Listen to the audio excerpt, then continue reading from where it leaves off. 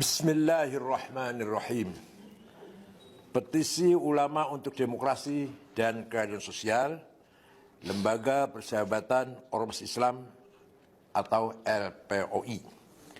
Sebagai negara demokrasi berpenduduk muslim terbesar di dunia dan sebagai negara Pancasila yang menjunjung tinggi nilai-nilai kemanusiaan dan keadilan sosial, wajib hukumnya setiap warga negaranya dengan tanpa terkecuali untuk berkomitmen terhadap kokohnya demokrasi dan tegaknya keadilan sosial.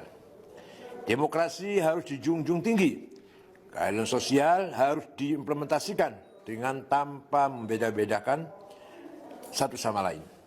Semua warga bangsa harus mendapatkan hak dan menjalani kewajiban yang sama, serta harus tak patuh terhadap konstitusi dan peraturan perundang-undangan. Pelanggaran terhadap konstitusi dan peraturan perundang-undangan adalah bentuk ketidakpatuhan terhadap hukum dan pelanggaran yang menyalahi norma-norma keadilan dan tidak bisa dibiarkan. Negara tetap harus tegak berdiri dengan tata kelola yang demokratis, adil dan berpihak pada kepentingan rakyat.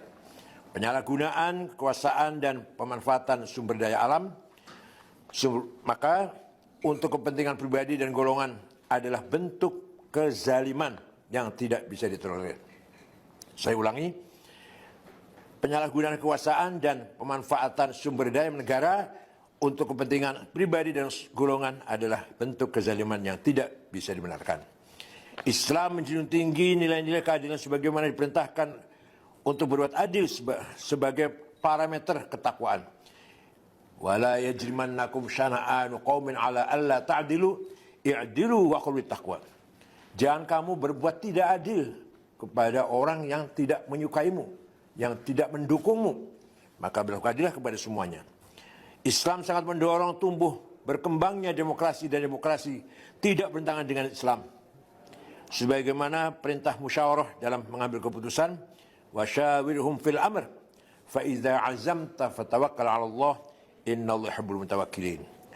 Hendaknya kamu sekalian selalu bermusyawarah dalam mengatasi persoalan. Islam mengutuk keras kewenangan, otoritarisme, sikap semena-mena, dan semuanya merupakan tanda egoisme sendiri. Penegakan hukum dalam Islam adalah mandat kehidupan yang harus dijalani. Memberi peringatan dan kritik terhadap situasi sosial, terhadap realitas demokrasi, dan kritik terhadap penyelenggara negara yang disinyalir tidak selaras dan atau menabrak konstitusi dan peraturan perundang-undangan adalah sikap yang tidak dilarang dalam Islam. Mengkritik merupakan manhajul naqd, manhajul jarhi wan naqd. Itu dibenarkan dalam Islam. Sejauh tetap menggunakan tata cara yang santun dan konstitusional. Rakyat tidak boleh dibungkam dan pemerintah tidak boleh anti kritik karena pemerintah adalah pelayan umat atau khadimul ummah. Keresahan sosial akibat ketimpangan demokrasi dan meluasnya praktek oligarki ekonomi, pelanggaran-pelanggaran konstitusional dan perundang-undangan yang menimbulkan kegaduhan rakyat nasional, berkembangnya praktek mafia hukum, khususnya dalam konflik agraria, ketidaknetralan, pemihakan dan intervensi oknum penyelenggara negara dalam Pilpres 2024 telah menyeret pada kondisi kebangsaan yang prihatinkan, yang disinyalir mulai bergerak menuju ketidakteraturan sosial dan mengarah pada ketidakpatuhan sosial dan berpotensi chaos. Pembiaran terhadap kondisi tersebut sangatlah dilarang oleh Al-Quran, sangatlah dilarang oleh Al-Islam, qul haqq walau kana murra. Masyarakat membutuhkan kepastian hukum, pelindungan dan rasa aman dan nyaman.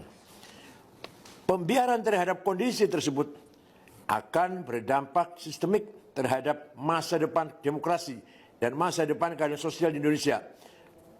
Mendasar pada hal tersebut di atas dengan niat hifdzuddin wad daulah, himayatul ra'iyah, himayatul sya'b wal ra'iyah, serta dengan spirit hubbul watan wal iman, semangat nasionalisme yang tinggi dengan dan atas nama cinta negara kesatuan Republik Indonesia.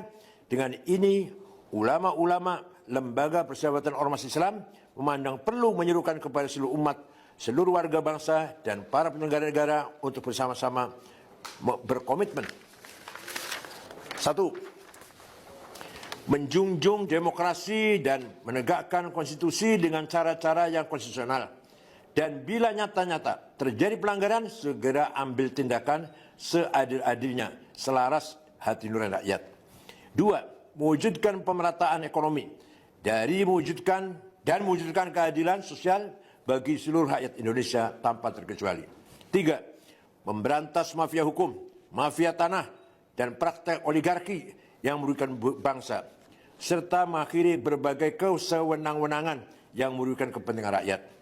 4. Mewujudkan penyelenggara pemilu 2024 secara langsung, umum, bebas, rahasia, jujur, adil, damai, dan menolak terhadap berbagai intervensi oknum penyelenggara negara dalam Pilpres tahun 2024. Serta menyuruhkan untuk menghentikan pemihakan oknum-oknum penyelenggara negara terhadap salah satu pasangan calon presiden atau wakil presiden agar demokrasi dapat tegak dan pemilu bermartabat. 5. Menghentikan berbagai upaya penyalahgunaan kekuasaan dan atau pemanfaatan sumber daya alam untuk kepentingan pribadi dan oligarki dengan dalih apapun. 6. Mendukung berbagai upaya pemihakan terhadap masa depan dan wajib dan nasib rakyat dengan memberikan afirmasi, proteksi, dan fasilitasi lapangan kerja lebih luas, terjamin, dan berkelanjutan. Bukan hanya melanggengkan praktek pemberian bantuan yang hanya menimbulkan efek ketergantungan baru dan mudah diklaim sebagai bantuan personal dan atau kelompok tertentu. 7. Negara harus hadir untuk menegakkan demokrasi dan keadilan sosial. Penyelenggara negara tidak boleh anti kritik dan harus lebih tegas memberikan rasa keadilan, kepastian hukum, dan menjamin penyelenggaraan pemilu berjalan aman, damai, dan tanpa ada kecurangan. Negara tidak boleh kalah dengan siapapun. 8. Menjaga keutuhan, persatuan, dan kesatuan serta mewujudkan situasi damai dan menjaga tata kelola negara secara konstitusional.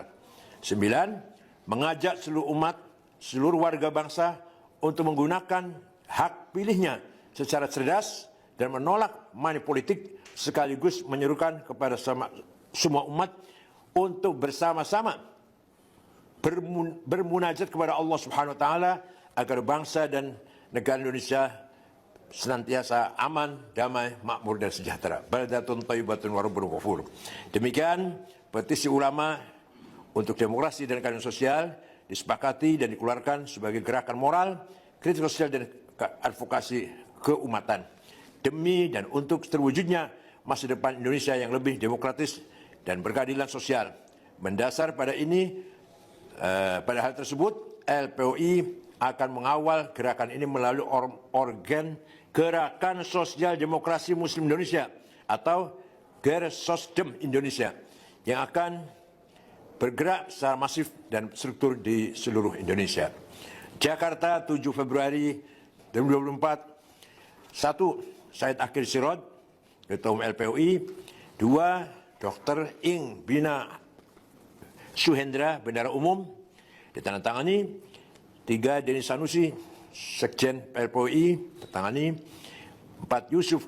Yusnar Yusuf, Profesor Yusnar Yusuf, Al-Wasliyah. 5. Ki Haji Abdullah Zaidi dari Al-Irsyad. 6. Haji Muhammad Yunus, HBMI. 7. Bakhtiar Al-Irsyad juga. 8. Sami Masih, betul ya? Sami Masih PT. 9. Muhammad Khalif Ibrahim SII. 10. Baharudin Husain IKADI. 11. Dado Binagama IKADI. 12. Yance Andrianto PUI. 13. Dr. Kiai Haji Fahmi Islam IKADI. 14. Muhammad Yasir Ibrahim SII. 15. Ibnuddin Iddat HBMI. 16. Muhammad Mukhlas HBMI. 17. Wisdan Al-Wasliyah. 18. Samsuddin Al-Wasliyah.